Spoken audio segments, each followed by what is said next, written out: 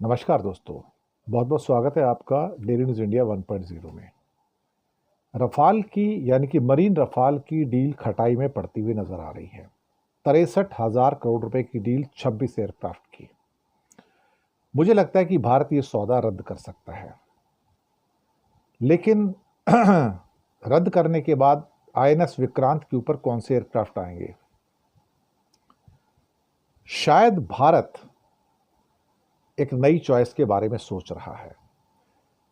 जहां Su-55 खरीदने की बात हो रही है एयरफोर्स के लिए, वहीं नेवी के लिए भारत एक अलग किस्म का फैसला कर सकता है कि वो 2600 करोड़ का एक एयरक्राफ्ट जो राफेल है उसको कैंसिल कर देगा और लगभग 110 से 120 मिलियन डॉलर का स्टेल्थ फाइटर F-35C, जी हाँ, अमेरिका का F-35, ये F-35 वो नहीं जो कि एयरफोर्स के पास आए, F-35C वो जो कि एयरक्राफ्ट कैरियर के ऊपर ऑपरेट करता है।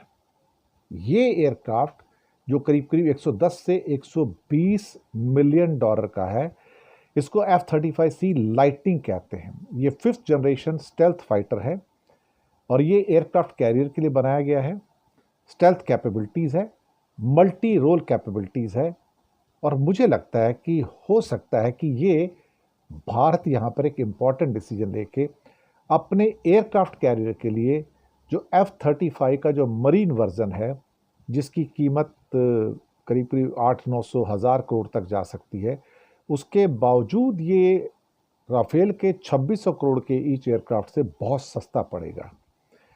ये एक संभावनाएं बनती नजर आ रही हैं और हो सकता है कि भारत F-35C को खरीदे और इससे अमेरिका खुश भी होगा, मैं आपको बताऊं। और अमेरिका को लगेगा हाँ भाई, मेरी कुछ सेल तो हो रही है, मेरे से कुछ चीज़ें खरीदी जा रही हैं और भारत एक ट्रेड डील भी 9 जुलाई से पहले कर लेगा।